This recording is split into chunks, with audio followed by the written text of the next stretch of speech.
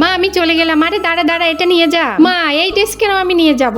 এই ড্রেস পরে তুই যা তার সামনে, তারপর গিয়ে দেখ তার মন মানসিকতা কেমন। মা তোর এখন বয়স কম, অনেক ছেলেরা আছে টাকা লোভী। আমি ছেলেটার মন পরীক্ষা করে দেখতে চাই আসলে তোকে ভালোবাসে না সে টাকাকে ভালোবাসে। ঠিক আছে মা, তুমি যখন বলছো তাহলে আমি সেটাই করব। স্যার আপনি মেয়ে দেখতে যাবেন, আপনি এত বড় লোক হয়ে ডেলিভারি ড্রেস পরছেন কেন? আসলে আমি দেখতে চাই মেয়েটার মন মানসিকতা কেমন। আসলে দুইজনের উদ্দেশ্যই এক ছিল। তারপর তারা দুইজনে পার্কে দেখা করে। আমি যদি ভুল না করে থাকি তাহলে আপনিই মনে হয় টুম্পা। জি ঠিক বলেছেন, আমি আসলে সামান্য ডেলিভারি কাজ করি, আপনার মনে হয় আমাকে পছন্দ না। ঠিক আছে আমি চলে যাচ্ছি। আরে না না, আপনি চলে যাচ্ছেন কেন? আপনার সাথে তো কথাই হলো না। আপনি সৎভাবে উপার্জন করেন সেটা দেখিয়ে আমি খুশি হয়েছি। আমি অনেক সামান্য বেতনে চাকরি করি, সেটা দিয়ে আপনার কোনো সমস্যা হবে না তো? আপনি যে একজন ভালো মানুষ সেটা দেখেই বোঝা যাচ্ছে, তাই আপনাকে আমার পছন্দ হয়েছে। আপনি কি সত্যি বলছেন? তারপর যা হলো সেটিকে দেখার আগে এই পবিত্র পাথর দেখে যে ভিডিওতে লাইক এবং সাবস্ক্রাইব করে দেবে, আল্লাহ তুমি তাদেরকে হজ করার তৌফিক দান করিও। সত্যি বলতে আমি আসলে গরিব না, আমি আপনাকে পরীক্ষা করার জন্য আমি এই ড্রেসটা পরেছিলাম। আপনার সাথে কথা বলে আমার খুব ভালো লেগেছে, আপনার মতো সেম আমিও।